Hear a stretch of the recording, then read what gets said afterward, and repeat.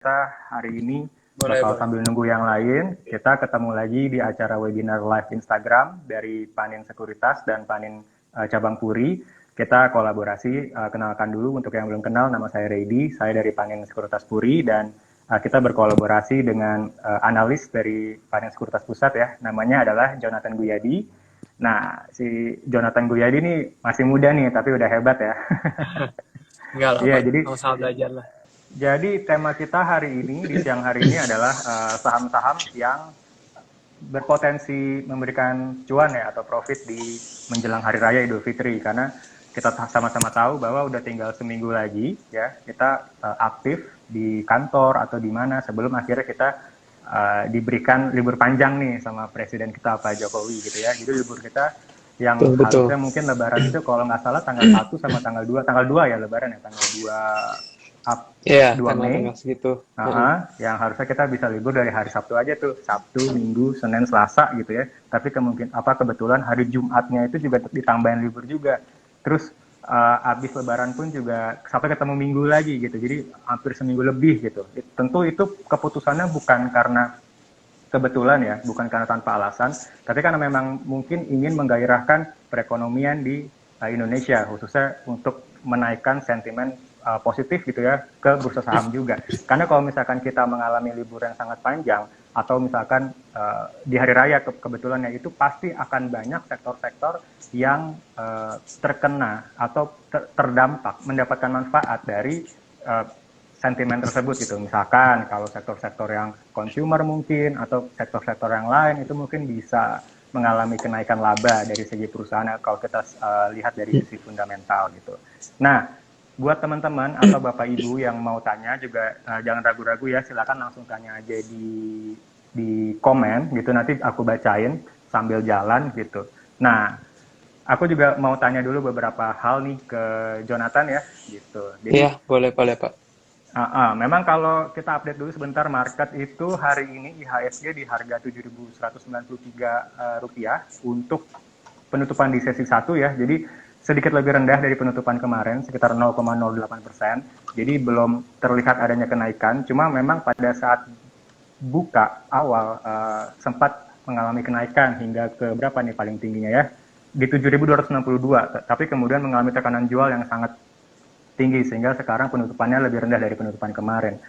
Kita berharap di sesi kedua bisa lebih tinggi ya gitu. Karena kita sama-sama tahu kalau sentimen di hari raya mungkin bisa memberikan dampak positif nih ke bursa saham gitu. Nah, jadi sekarang ini kalau kita ngobrol tentang misalkan ada orang yang trading atau investasi jangka pendek gitu ya, itu Hmm. biasanya dia itu bisa beli saham hari Senin, tapi kalau hari Jumat itu dia ngelepas gitu. Ngerti ya maksudnya ya? Jadi mereka itu nggak mau nahan atau hold saham investasinya itu untuk ngelewatin weekend gitu. Sabtu Minggu aja banyak investor tuh nggak mau nahan saham. Jadi hari Jumat itu tekanan jualnya biasanya lebih tinggi daripada hari-hari biasanya gitu ya. Kecuali ada momen-momen tertentu. Nah, berhubung Lebaran ini panjang, ya, berhubung Lebaran ini panjang, apakah ini pertama kali ya kita buka nih pertanyaan pertama. Apakah momen kita beli sebelum Lebaran atau sebelum Hari Raya itu bisa lebih baik potensinya daripada kita berusaha untuk mencari potensinya setelah Lebaran, setelah Hari Raya nih, Joe? Mungkin iya, karena kan cenderung kalau kita lihat market itu juga kan forward looking ya. Jadi kalau misalnya tadi juga udah di state juga sama Bapak, kalau misalnya di momen Lebaran ini kan tentunya ada beberapa sektor nih yang akan diuntungkan nih dari traffic yang meningkat misalnya. Jadi tentunya dengan kalau misalnya kita membeli sebelum hari raya Lebaran itu sendiri, untuk harga sendiri kan akan tentunya setelah Lebaran nanti itu sudah merefleksikan gitu untuk bagaimana kinerja mereka, prediksi kinerja mereka selama Lebaran ini. Jadi mungkin kalau misalnya kita beli sebelum Lebaran itu akan lebih baik ya Pak ya. Karena kemungkinan kan kalau ada saham-saham sektor tertentu cenderung kan meningkat ya sama Lebaran. Misalnya poultry, retail, dan juga untuk consumer. Oke, nah kalau sektor-sektor yang berpotensi nih, anggap kita mau beli menjelang hari raya, jadi sebelum sebelum libur gitu. Kira-kira kita bisa lihat sektor-sektor apa sih secara general gitu ya, yang bisa kita perhatikan untuk berinvestasi menjelang hari raya, Joe? Hmm, kalau biasanya kan cenderung sektor rotationnya akan bergeraknya kan ke retail ya Pak, karena kan cenderung waktu long weekend orang-orang akan lebih banyak ke mall lah ya biasanya. Jadi itu akan menguntungkan untuk sektor retail dan juga untuk consumer. Itu juga akan cenderung akan positif kinerjanya waktu di first half ini, di second quarter biasanya. Sama untuk poultry, biasanya untuk saham-saham ini cenderung akan mengalami secara fundamental ya. Untuk seasonality untuk penjualan itu akan lebih tinggi di second quarter dan juga di fourth quarter nanti. Kalau di fourth quarter kan biasa di Natal dan Tahun Baru gitu, Pak. Hmm, hmm. Ya, kebetulan kalau fourth quarter mungkin beberapa saham secara general akan mengalami kenaikan ya, Hmm, karena kan kita kenal sama hmm, istilah window dressing gitu ya. Jadi betul, kemungkinan kalau kita betul, berinvestasi di quarter 4 sedikit lebih mudah daripada di quarter 2 atau quarter 3 gitu. Nah, karena betul. kita masuk ke quarter 2 ini, gimana nih kalau misalkan kita ngomongin tadi sempat poultry ya, atau peternakan ayam-ayaman begitu, seperti saham Cepin atau Japfa dan WMUU gitu ya, apakah secara fundamental nih dari tiga, atau gak usah fundamental deh, pergerakan harga atau apapun itu yang bisa di cover ya, analisisnya itu dari ketiga perusahaan tersebut, yaitu Cepin, Japfa, dan WMUU. Kira-kira masing-masing ini memiliki peluang seperti apa sih? Atau mungkin malah ada yang kalau dibandingin tuh ada yang lebih undervalue atau di bawah nilai intrinsik dari satu sama lain. Mungkin kita bisa tinjau dari price earning ratio atau PBV-nya kita bandingin gitu ya. Atau bahkan mungkin bagaimana dari segi hutang jangka panjang atau jangka pendeknya begitu. Atau pergerakan Oke, harga oke. juga silahkan, Joe. Oke, mungkin. Mungkin untuk sekilas poultry in general sih untuk tahun ini sih kita forecastnya untuk dari pendapatan ini masih akan meningkat ya Pak. Dikarenakan kan di momen Lebaran tahun ini juga diproyeksikan akan lebih baik dibandingkan dengan tahun sebelumnya. Dan kalau kita lihat juga dari kasus case COVID juga udah semakin terkendali. Jadi kalau kita lihat dari segi pendapatan sih kita ngeliatnya akan tumbuh ya untuk tahun ini. Cuman yang masih jadi sedikit concern ini nanti dari harga komoditas ini Pak. Karena kan mereka juga ada beberapa raw materials yang akan diimport untuk terkait pakan ayam, misalnya untuk soybean meal. Oke. Nah, kalau kita lihat juga harganya ini masih naik nih Pak, sampai per Maret kemarin juga itu masih mengalami terus peningkatan ya, secara year on year Hmm. maupun bulan ke bulan gitu. Jadi ini yang berpotensi untuk menekan margin sebenarnya kita ngelihatnya. Tapi kalau kita lihat untuk tahun ini sih untuk sektor-sektor poultry masih cukup menarik ya. Misalnya untuk kalau kita nggak cover WMU sih Pak, paling kita covernya kan Oke. Japfa sama Cepin. Karena Mungkin WMU sekilas lebih kalau berbahaya ya. iya biasa Kelihatannya kalau di karena kita sih market emang cap-nya lebih kecil dia.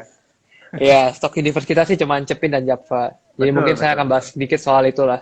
Karena saya juga sebenarnya bukan analis poultry lagi gitu. Jadi mungkin saya akan Iya. bahas sedikit lah soal itu. By market share kan sebenarnya Cepin dan Japfa ini cukup leading ya di pasarnya. Hmm. Cepin mungkin sekitar 30%-an dan Japfa juga kurang lebih segitu. Ya tentunya dengan market share lebih tinggi, ini kan juga cenderung untuk pendapatan kita bisa forecast akan lebih baik ya dibandingkan dengan mungkin perusahaan-perusahaan yang memiliki market share lebih kecil dibandingkan mereka gitu. Dan itu juga akan menopang juga dari segi profitability tentunya, dari segi margins itu juga akan bisa tertopang ya, dikarenakan economic of scale juga kalau semakin besar perusahaannya. Tapi so far sih kalau dari Panin, terakhir kita topiknya di Java sih Pak. Karena Oke, kita lihat soalnya dari valuation tuh juga lebih murah juga gitu. boleh dibocorin dikit yang topik saya, kenapa jadi topik saya, karena saat ini Java ini terutama seminggu terakhir ya atau 2 minggu terakhir itu agak bleeding nih dari chartnya ya. Hmm, hmm, Apa penurunannya nih kalau saya lihat dari ini bayangan aja sih ya, dari 6 hmm, April dari 6 April sampai per hari ini tuh turun sekitar 15% gitu ya, turun sekitar 15%. Tapi kita tahu mungkin ada semacam sentimen positif mungkinnya di menjelang hari raya gitu. Ada nggak sih sesuatu yang bisa membuat kita apa ya, memberikan pandangan gitu kalau misalkan Java ini walaupun turun dalam, tetapi kenapa bisa jadi topiknya panen sekuritas gitu, Joe? hmm. Oke, sebenarnya in policy in general untuk tahun ini sebenarnya kita masih neutral sebenarnya. Kita nggak overweight ke sektor poultry Java ya. karena tadi saya udah state sendiri kan terkait dari mereka punya raw materials yang kita forecast akan tinggi. Jagung juga masih tinggi soalnya. Itu kan juga berdampak cukup signifikan ya terhadap gross margin mereka. Kenapa kita pilih Java? Kita lihatnya dari valuation wise aja sih Pak. Karena dia lebih dengan market share nomor 2, tapi kalau kita lihat dari segi PB, ini kan juga lebih murah dibandingkan dengan Cepin gitu, lumayan diskon. Jadi itu mungkin salah satu alasan kenapa kita top pick-nya dari Java. Lanjut ya. Nah, sekarang kita mau lihat nih peluang-peluang saham lain yang mungkin sektornya berhubungan sama sama judul kita nih. Kita mau ngomongin ICBP sama INDF. Hari ini kan sebenarnya ICBP, kita bahas salah satu dulu deh. ICBP itu sekarang di perdagangan pertama itu dia naik nih, Jo, di harga di 7.275. Sebelum beberapa bulan sebelumnya tuh dia turun terus ya, karena beberapa nasabah juga atau teman-teman pasti juga banyak yang hold ICBP nih. Tetapi per hari ini sebenarnya ICBP itu naik cuma 2 hari terakhir gitu. Nah, kalau dari sisi fundamental itu atau mungkin ada katalis tertentu mengenai ICBP, misalkan mengenai Pine Hill atau apa, itu boleh tuh di-update ke kita, Jo, kalau dari insight dari Jonathan. Oke. Mungkin so far kalau ICBP itu sebenarnya juga masih topik kita sih untuk di sektor consumer. Karena yang pertama kan kita ngeliat mereka dari untuk brand, ini juga kan cukup leading ya untuk Indomie sendiri gitu, top brand index. Dan kalau kita dari base dari pendapatan mereka kan juga memang dikontribusikan banyaknya dari noodles itu sendiri kan. Oke. Dan plus kalau kita lihat untuk tahun ini juga mereka ada adjust ASP mereka, jadi ini seharusnya bisa positif juga ya untuk at least mitigasi, mengatasi lah dampak dari peningkatan dari raw materials itu sendiri. Karena kan kalau kita lihat untuk soft commodities overall meningkat lah ya selama tahun-tahun ini, dan kita nggak lihat ada penurunan sampai saat ini. Dan kalau kita lihat dari market share yang mereka juga cukup leading, juga brand awareness-nya juga cukup positif. Tentunya ini juga bisa bantu nih Pak untuk dari segi kemampuan mereka untuk naikin harganya mereka gitu. Jadi itu yang pertama. Terus kalau kita lihat juga untuk overall tahun ini juga kita forecast tetap naik ya untuk pendapatannya. Dan terkait dari PCL sendiri, currently cukup positif juga untuk performance ya. Jadi ini juga harusnya bisa membantu juga sih dari bottom line mereka untuk tahun ini. Jadi kalau misalnya kita punya alokasi dana yang pengen kita taruh di antara dua saham tersebut, antara INDF sama ICBP, itu kira-kira kita bisa lebih pilih yang mana nih, cenderung yang mana kalau dari segi valuasi saham tersebut gitu. Oke. So far kan dua-duanya cukup murah sebenarnya. Kalau saya lihat kan ICBP kalau nggak salah PI di 13 ya. Dan juga untuk INDF kalau nggak salah di sekitar 7-8 gitu. Jadi kalau misalnya lihat dari valuasi PI sih cukup murah ya dua-duanya. Mungkin kalau kita bahas sedikit soal INDF, mereka juga kan ada segmen untuk agriculture-nya juga. Ini kan kalau kita jadi harga CPO juga masih cukup tinggi lah. Ini juga seharusnya bisa jadi katalis positif juga sih buat mereka, selain dari ICBP-nya. Yang kalau kita lihat dari top line juga kita akan forecast akan meningkat untuk tahun ini. Plus juga dari segi harga CPO masih tinggi juga bisa bantu mereka punya earnings sih Pak tahun ini, kita ngeliat ya. Jadi mungkin kalau suruh milih, kita overall masih dua-duanya menurut kita layak di koleksi untuk ICBP dan INDF. Ya? Karena dua-duanya juga murah ya, valuation-nya ya. Valuation-nya bagus ya. Jo, kan udah mau libur nih, udah mau lebaran nih. Udah sempat belanja belum? Wah, belanja apa dulu nih Pak? Baju apa? Main mall kan kita belum sih, saya belum. Gitu kan. Belum ya? Belum Pak, ntar deh kalau pas lagi long weekend deh kali kita belanja. Berarti belum ngarang dong nih ke saham-saham apa yang sektor retail nih ya, pusat-pusat perbelanjaan. Belum. Mall, belum. Ya kayak MAPI gitu ya, kayak MAPE sorry ya, MAPI terus kayak apa lagi, Matahari, Ramayana dan lain sebagainya, LPPF juga gitu. Nah itu kan pasti banyak nih diserbu pengunjung gitu kan, baik dari pokoknya biasanya tuh diserbu pengunjung tuh pada THR udah turun. Misalkan THR turun kemarin, weekend kemarin ya udah mulai rame tuh gitu kan. Tetapi kan secara laporan keuangan mungkin belum tentu langsung tercermin gitu kan. Paling tercerminnya di quarter yang berikutnya pada saat laporan keuangan keluar gitu kan. Nah berarti gimana nih rencana kita nih kalau kita mau ibaratnya investasi di saham-saham retail seperti Rolls, LPPF, sama MAPI gitu ya. Karena kita pasti tahu ada kemungkinan besar banget kalau pemasukan mereka tuh naik signifikan, apalagi perusahaan saham-saham tersebut tuh di zaman pandemi kemarin 2 tahun dari 2020 tuh sempat suffer gitu ya. gitu. Jadi ini Hmm. mungkin adalah titik awal perkuatan harga mereka, mungkin. Nah, gimana tuh Jo kalau misalkan kita lihat dari mungkin fundamental sama katalis untuk tiga saham tersebut gitu. Oke, oke. Sebenarnya tiga-tiga juga retail ya. Cuman di kita kan kita covernya RALS sama MAPI ya. Jadi mungkin kita bahasnya dua itu lebih fokusnya kali ya. Untuk tahun Mm-mm. ini kan sebenarnya juga ada sentimen yang mungkin kurang mengenakan ya terkait kenaikan PPN jadi 11%. Oke, Ini kan ngebuat ya 11% betul. overall harga jadi Mm-mm. lebih mahal gitu kan. Mm-mm. Jadi kalau base dari sentimen itu sih kita ngeliatnya kita lebih suka untuk MAPI sih Pak. Karena kenapa itu dari segmen customer ya. Kan kalau RALS itu Oke. cenderung middle to low. Sedangkan kalau kita lihat MAPI itu lebih ke middle up lah ya, affluent class gitu. Dan kita kan juga kondisi saat ini kan kita masih di tengah pandemi, jadi dari segi purchasing power juga masih dalam masa pemulihan lah kita bisa bilang. Ya tentunya dengan peningkatan PPN 11%, kita hopefully untuk harga ini kan juga harusnya bisa lebih pass on nih untuk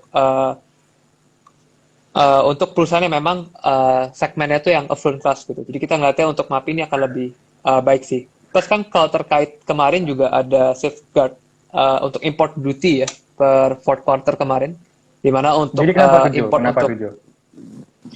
oke, jadi import baju tuh kena charge Pak untuk importnya Apa, sorry apa? gitu.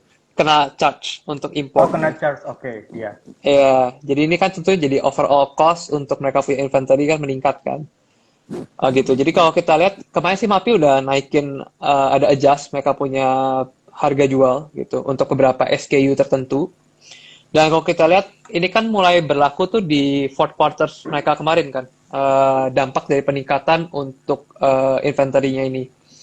Tapi so far kalau kita lihat di fourth quarter juga itu udah meningkat juga sih ya gitu dari segi margin. Jadi kita bisa expect-nya memang mereka kemampuan pass on-nya lebih baik aja gitu untuk perusahaan yang memiliki ya segmennya untuk upfront cost itu sendiri. Jadi lebih mudah lah mereka buat adjust harga terkait kenaikan harga untuk bahan baku. Untuk inventory mereka.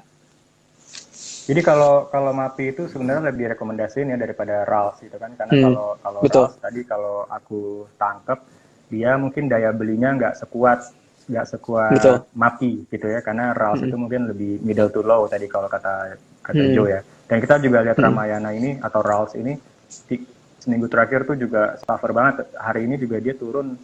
Coba aku lihat ya, dari penutupan kemarin itu hampir hampir turun 5%, tapi naik lagi gitu ya. Jadi memang harga turun terus dan kemungkinan memang orang kayaknya sih nggak mau beli saham sebelum hari raya ya kelihatannya, karena hari ini banyak yang jual kecuali ICBP tadi tuh malah naik tuh jauh gitu ya per dua hari terakhir gitu.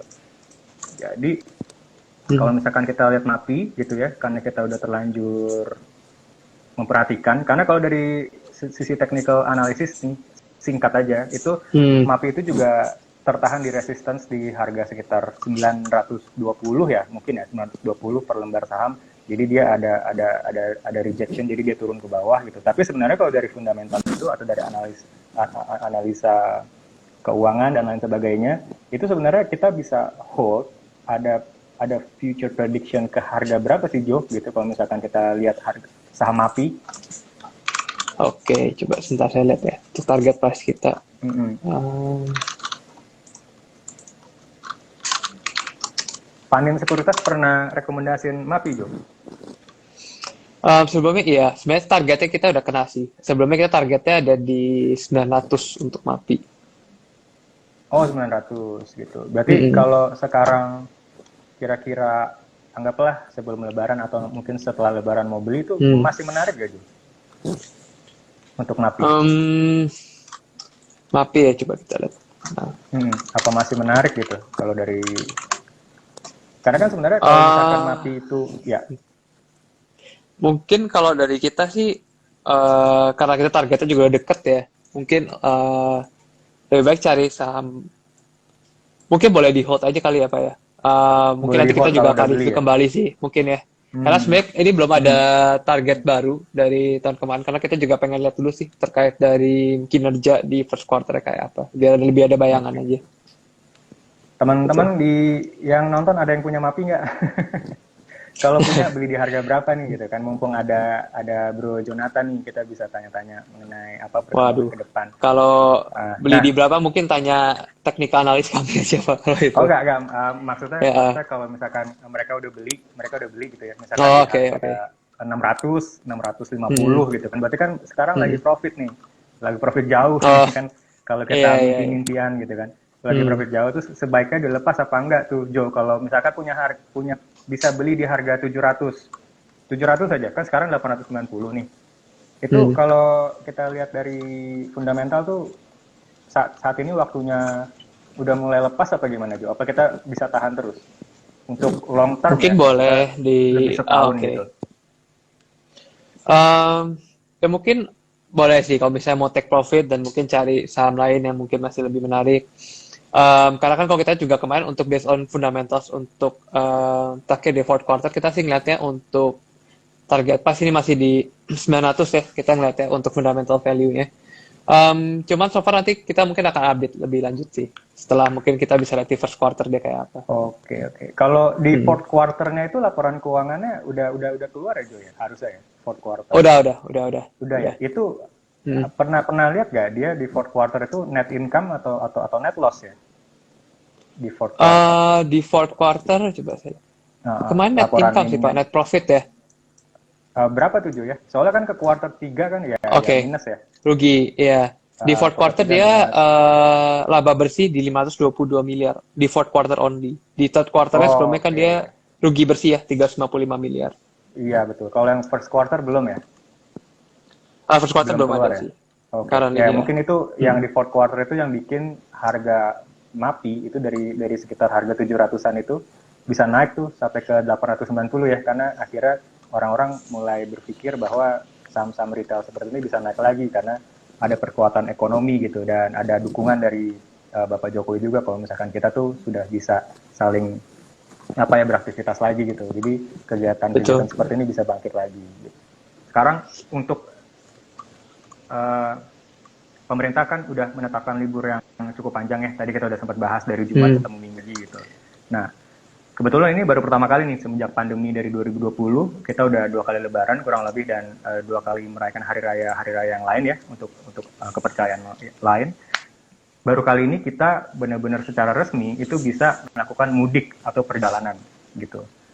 Tanpa dibatas-batasi PPKM dan lain sebagainya. Tentunya dengan prokes yang tetap berjalan sebagaimana mestinya, kita tetap harus pakai masker, tetap harus bawa hand sanitizer gitu. Tapi saat ini kita didukung nih untuk bepergian, baik itu mudik mengunjungi keluarga ataupun kita lagi mau pergi misalkan jalan-jalan ke Bali kemana, itu udah open. Bahkan katanya itu kita udah nggak perlu antigen lagi kalau di dalam negeri gitu ya, atau bahkan PCR gitu.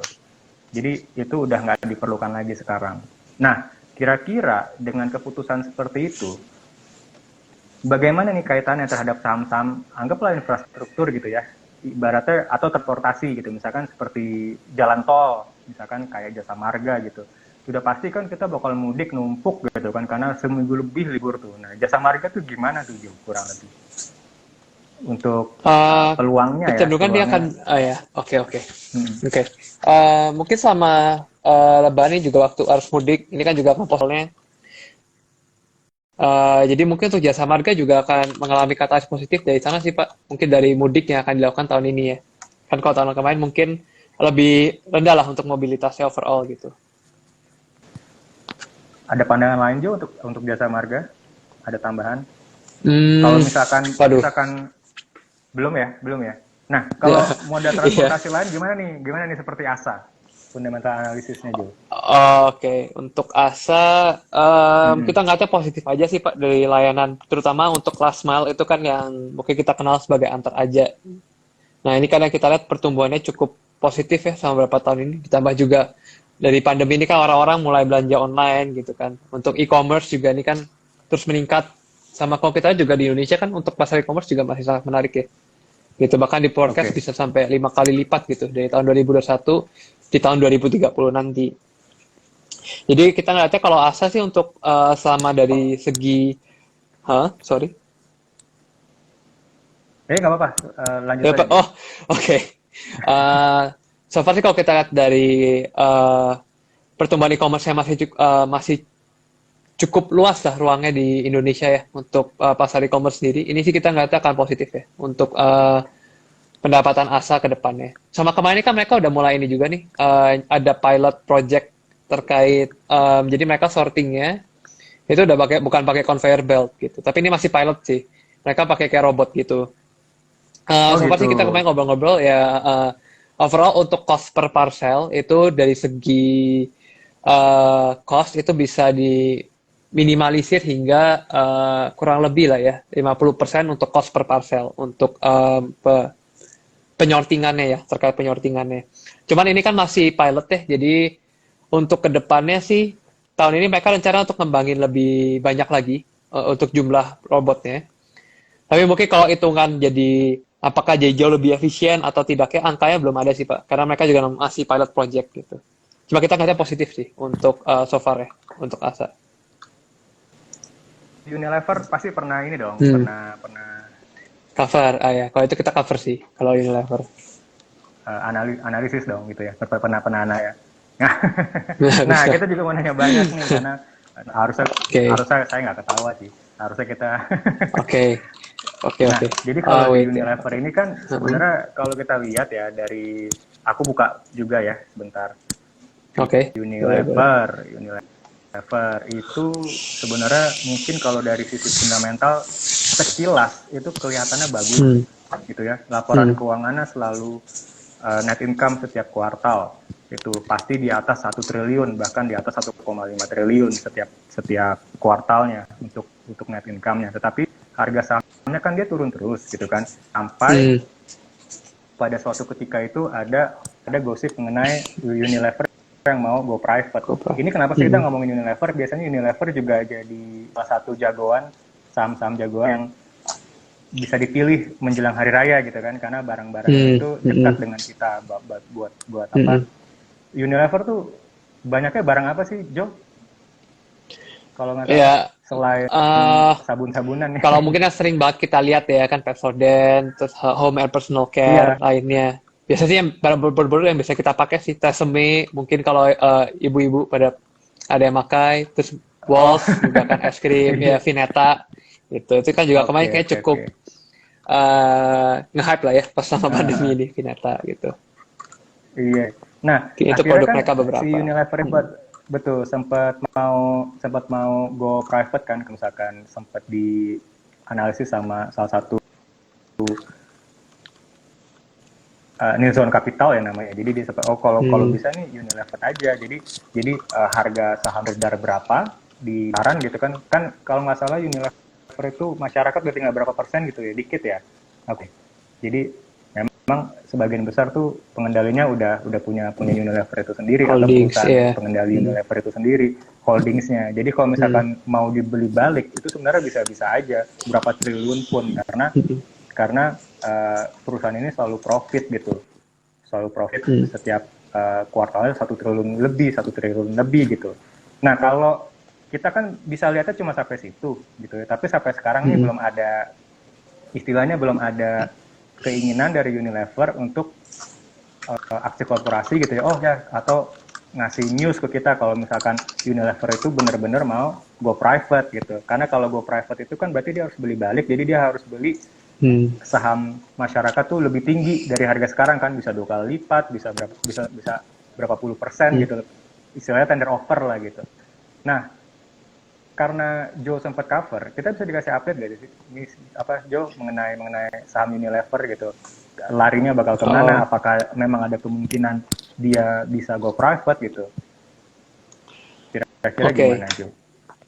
Mungkin untuk terkait yang go private, saya mungkin nggak bisa banyak komen Pak terkait itu ya. Tapi kalau misalnya so far terkait untuk tahun ini sih, view kita masih akan tumbuh untuk pendapatannya. Kalau forecast dari kami, mungkin di sekitar single digit lah pertumbuhannya ya untuk tahun ini, pendapatan dan juga laba bersihnya. Dari segi fundamental sebenarnya kan kalau mereka punya produk, ini kan dari segi persaingan memang ada untuk beberapa produk mereka ya. Misalnya untuk ice cream itu juga kita lihat ada persaingan yang cukup kuat dari ice. Ini kita lihat base dari top band index ya. Dimana kan kalau untuk ice ini juga cenderung terus meningkat, sedangkan mereka ada sedikit mengalami penurunan lah untuk Walls dan juga untuk Magnum gitu. Tapi so far mereka masih cukup leading dari segi brand awareness. Plus juga tahun ini overall dari segi mobilitas juga cukup positif kan, tentunya dari segi untuk pembelanjaan di general trade maupun modern trade ini juga akan lebih baik ya pada tahun ini. Jadi untuk tahun ini sih hopefully akan lebih baik sih Pak dibanding tahun sebelumnya. Kalau dari segi fundamental wise sih. Oke. Mudah-mudahan Unilever bisa beneran naik ya. Jadi istilahnya saat ini adalah zona oversold-nya mereka gitu. Jadi kita berharap Unilever jangan sampai go private lah ya. Karena mungkin banyak dana nasabah gitu. Nah, ada yang nanya mengenai HMSP atau HM Sampurna ya. Karena ini mungkin kasusnya hampir sama dengan Unilever. Jadi sekuartal dia profit gitu kan. Tapi memang kalau saham rokok agak susah ngomong karena turun terus sampai sekarang gitu. Nah, ada insight gak HMSP? Kira-kira kedepannya gimana ya? Gitu. Oke. Jadi kan memang kalau kita cukai kan terus meningkat ya setiap tahunnya untuk terutama untuk tier 1 companies kayak HMSP sama GGRM, ini kan mereka kenaikan cukainya lebih tinggi biasanya dibandingkan tier 2 company. Dan so far sih kita ngeliat kemarin juga HMSP dari segi shares ini juga ada mengalami tekanan selama tahun 2021. Kalau kita sih view-nya ini ada sedikit down trading ya untuk dari segi konsumsinya di Indonesia. Misalnya rokok-rokok yang tentunya kan karena peningkatan untuk excise, untuk cukai yang lebih tinggi, ini kan tentunya mereka harus naikin lebih tinggi juga kan harganya. Jadi di tengah keadaan perekonomian yang kurang positif selama pandemi ini, masyarakat jadi ada melakukan pembelian untuk rokok lain yang mungkin lebih murah gitu, untuk rokok tier 2 companies lain produknya. Jadi mungkin itu sama kedepannya kan ini terus meningkat ya Pak. Kalau kita lihat dari cukai itu akan terus meningkat setiap tahunnya, karena itu kan memang target dari pemerintah untuk mengurangi prevalensi perokok kan di dunia lah, bisa lebih tepat ya, untuk di negara-negara lain juga sama gitu. Maksudnya Jadi mengurangi untuk preferensi rokok apa ya? Sorry. Oh, jadi mengurangi jumlah perokok lah intinya. Karena kan itu dari segi kesehatan kurang baik gitu ya. Iya. Gitu. Ya so far sih kalau untuk rokok sebenarnya kita kurang sukanya itu sih Pak, karena terutama untuk yang tier 1 company kan excise-nya juga lebih tinggi, jadi dan kita competition juga semakin fierce. Sama kalau kita lihat juga ini sih produk-produk substitusi ini dari segi adopsi juga cukup pesat lah ya penggunaannya. Misalnya kita ngomongin vape atau nggak rokok elektrik lainnya lah dibanding rokok konvensional gitu. Dan di US sendiri pun kalau kita lihat saat ini kan diteliti gitu untuk penggunaan rokok untuk yang produk penggantinya, ini cost-nya untuk yearly ataupun monthly ini bisa jauh lebih murah gitu dibandingkan dengan penggunaan rokok konvensional, bahkan hingga 50% gitu. Jadi kita lihat ini yang bisa jadi concern ya ke depannya.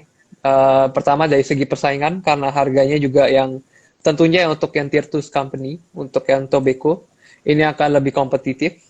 Sama dari segi adopsi dari substitute produk mereka sih. Oke. Nah, kebetulan nih salah satu investor kita tuh ada yang nyangkut di 350 untuk saham HMSP ya, jadi hampir, ya nggak sampai setengahnya, belum setengahnya sih turunnya. Nah, kira-kira kalau misalkan dari pandangan tadi mengenai cukai naik, terus ada pengganti rokok gitu ya, kayak vape dan lain sebagainya, dan memang lagi rame banget liquid-liquidannya segala macam. Tapi belum ada vape yang IPO ya Jo ya, belum ada ya? Wah, kayaknya di Indo sih belum ya Pak ya. Sepertinya sih belum kali ya di Indo. Gak tahu juga tuh ada apa enggak. Iya. Nah, kayaknya sepertinya belum karena sih. belum ada nih. Iya, karena belum ada nih. Berarti kan saingannya sebenarnya HMSP ini belum ada kalau di dunia rokok-rokokan ya, karena saingannya kayak misalkan yang disruptif itu dia belum IPO sampai saat ini. Nah, itu kira-kira kalau nyangkut di harga 1.350 tuh sebaiknya kita ngapain tuh Jo untuk di HMSP? Sekarang harganya di 905. Kalau dari kita sih targetnya untuk target price kita di HMSP itu di 1.000 sih so far ya. Oke, di 1.000 ya. Ya, itu menurut target price dari pandangan kami. Tapi kalau terkait misalnya nyangkut apa yang harus dilakukan, itu mungkin akan kita kembalikan ke tangan investor masing-masing Oke sih. Jo, ya, paham. Tapi menurut Hmm. Jo, kalau kita mau averaging di harga sekarang, itu resikonya gimana Jo? Hmm, Untuk mana HMSP tuh sih, Ma ya? atau rokok lain lah, Eh, atau Unilever kan hampir sama kan, gitu. Jadi fundamentalnya hmm, bagus nih, gitu perusahaan-perusahaan itu. eh, Mungkin kalau HMS terkait untuk tobacco sektor karena kita juga mungkin cukup underweight ya, jadi kita mungkin nggak Oke. selalu saranin sih Pak. Mm-mm.